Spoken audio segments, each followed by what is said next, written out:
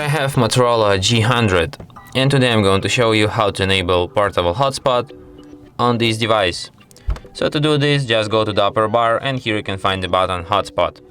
Tap on it once and you can switch this feature. By holding your finger on it, you can access some of its settings. For example, you can change its name here.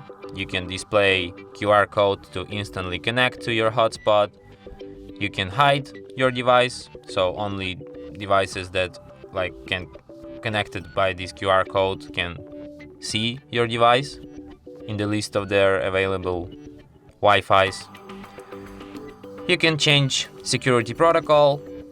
You can change its password. In advanced, you can also change its AP band. You can manage connected devices. You can set up a device limit. Here you can add allowed devices.